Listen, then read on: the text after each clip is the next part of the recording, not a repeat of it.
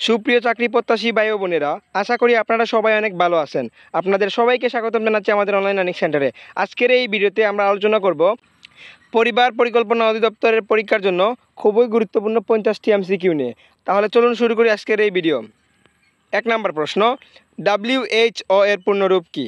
WHO এর পূর্ণরূপ হচ্ছে world health organization. World health organization, যার বাংলা হচ্ছে বিশ্ব স্বাস্থ্য সংস্থা। বিশ্ব স্বাস্থ্য সংস্থা। 2 নম্বর প্রশ্ন, WHO কবে প্রতিষ্ঠিত হয়? WHO কবে প্রতিষ্ঠিত হয়?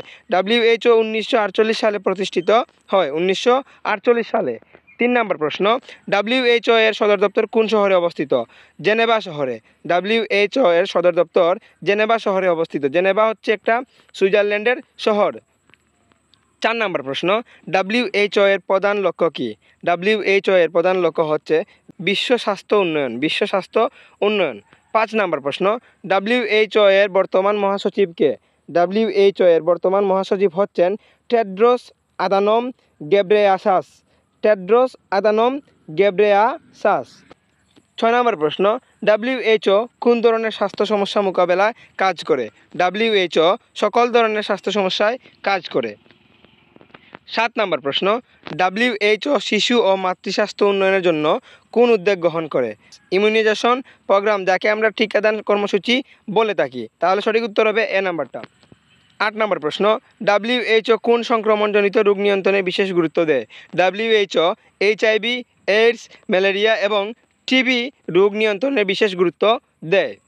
9 নম্বর প্রশ্ন, WHO এর আন্তর্জাতিক স্বাস্থ্য নিয়ম IHR এর উদ্দেশ্য কী? উত্তর হবে স্বাস্থ্য সম্পর্কিত জরুরি অবস্থা মোকাবেলা।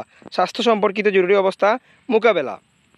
10 নম্বর প্রশ্ন, WHO কীভাবে স্বাস্থ্য সংক্রান্ত তথ্য ও পরামর্শ প্রদান করে?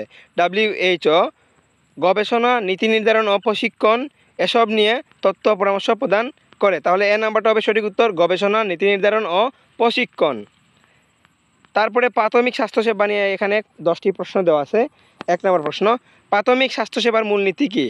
প্রাথমিক স্বাস্থ্যসেবার মূলনীতি হচ্ছে স্বাস্থ্য শিক্ষা ও প্রতিরোধমূলক সেবা।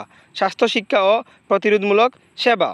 2 নম্বর প্রশ্ন, প্রাথমিক স্বাস্থ্যসেবার লক্ষ্য কী? প্রাথমিক স্বাস্থ্যসেবার লক্ষ্য হচ্ছে সকলের জন্য সহজ, সাশ্রয়ী ও মানসম্মত স্বাস্থ্যসেবা। এটার উত্তর হবে বি নাম্বার, সকলের জন্য সহজ, সাশ্রয়ী ও মানসম্মত স্বাস্থ্যসেবা। 3 নম্বর প্রশ্ন, প্রাথমিক স্বাস্থ্যসেবার উপাদানগুলো কী কী?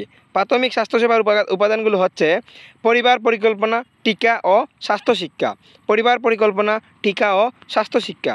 4 নম্বর প্রশ্ন, প্রাথমিক স্বাস্থ্যসেবার মাধ্যমে কোন ধরনের রোগ প্রতিরোধ করা যায়? উত্তর হবে সংক্রামক রোগ। এ নাম্বারটা হবে সঠিক উত্তর।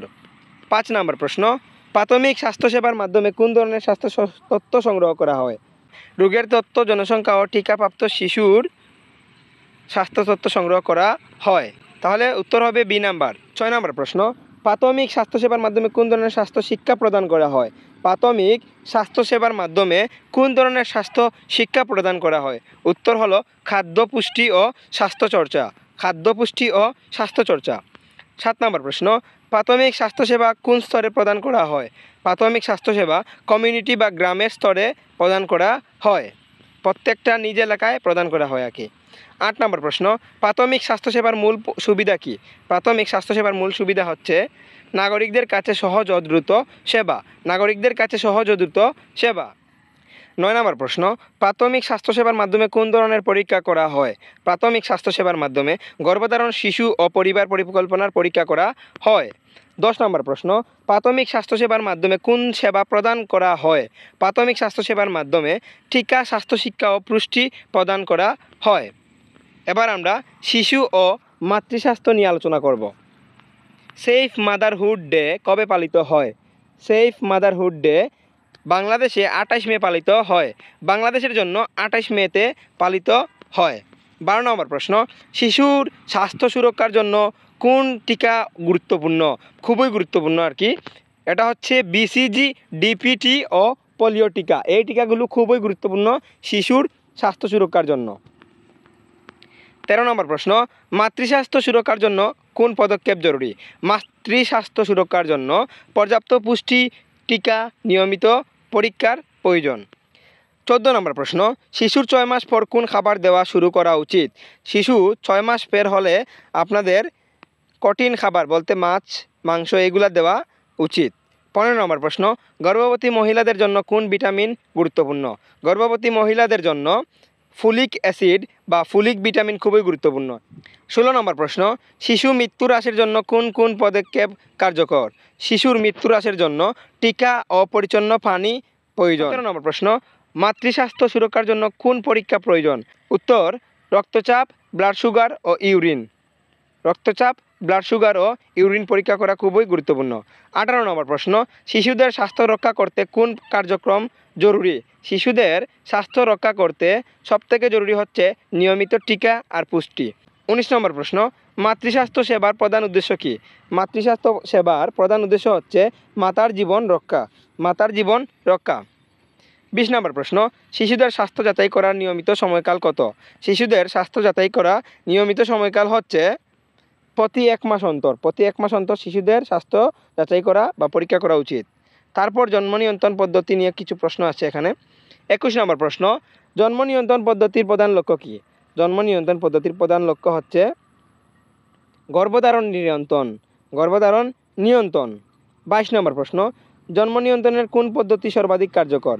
জন্ম নিয়ন্ত্রণের সবচেয়ে কার্যকর পদ্ধতি হলো আইইউডি। আইইউডি একটা জন্ম নিয়ন্ত্রণ পদ্ধতি।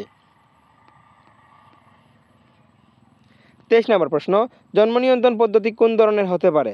জন্ম নিয়ন্ত্রণ পদ্ধতি স্থায়ীও হতে পারে আবার অস্থায়ীও হতে পারে। এর নাম্বারটা হবে সঠিক উত্তর। শিক্ষার্থী বন্ধুরা, যারা এতক্ষণ আমাদের ভিডিওটি মনোযোগ সহকারে দেখেছেন তাদেরকে অসংখ্য ধন্যবাদ।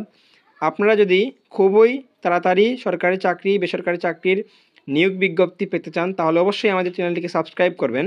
আর ভিডিওটি ভালো লাগলে অবশ্যই একটি লাইক, কমেন্ট এবং শেয়ার করে দিবেন। ধন্যবাদ সবাইকে। দেখা হবে অন্য কোনো ভিডিওতে।